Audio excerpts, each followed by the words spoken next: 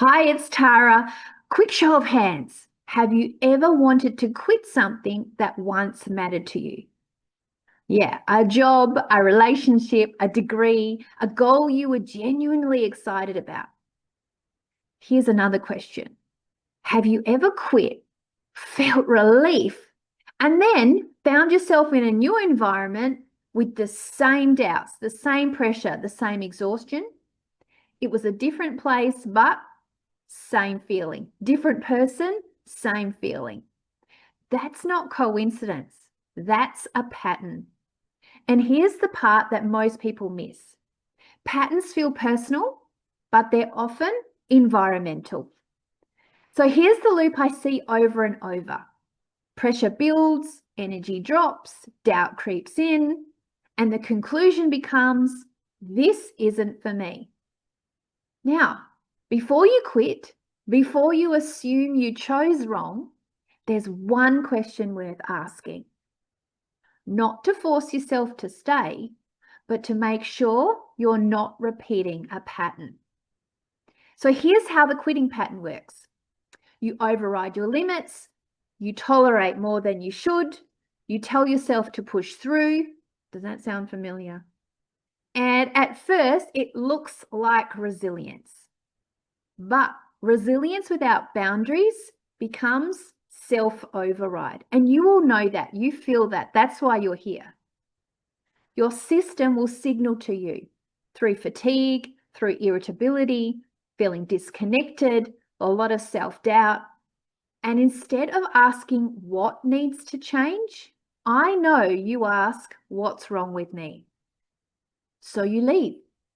You get a new job, a new sport, a new relationship, a new manager, a new goal. And for a while, it feels better. But months later, the same conditions return. Not because you chose wrong, but because the conditions never changed. You bought the same tolerance, the same silence, the same overextension.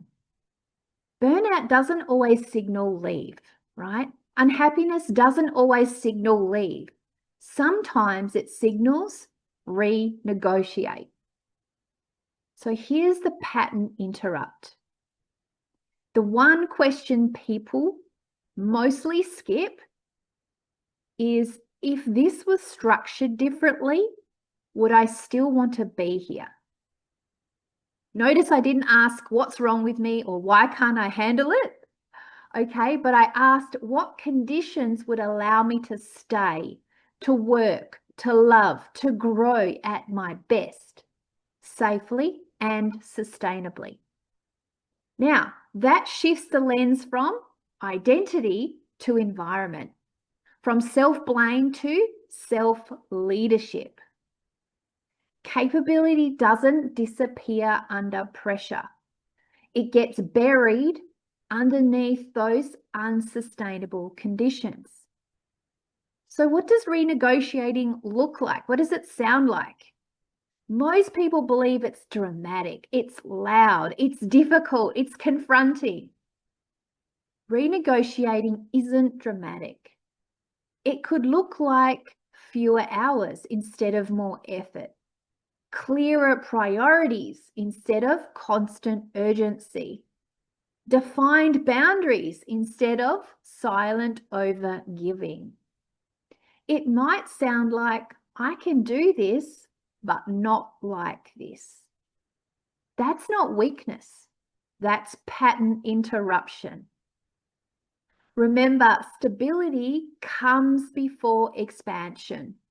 If a system isn't stable, adding more will always feel overwhelming, no matter how capable you are.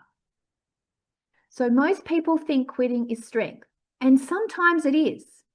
But often the real confidence comes from asking to renegotiate first. Because even if the answer is no, you leave with clarity, not collapse. And you leave knowing that you have advocated for yourself. And that breaks the cycle. Not just in this job, but in the next one. or in the next relationship, or in leadership, and of course, in life. So if you're standing at the edge of quitting, I want you to pause. Ask, what would need to change for me to stay? And stay feeling good. Sometimes you'll still leave, but when you do, you know it wasn't because of avoidance. It was leadership. Before you quit, make sure it's the situation you're leaving, not your unspoken needs.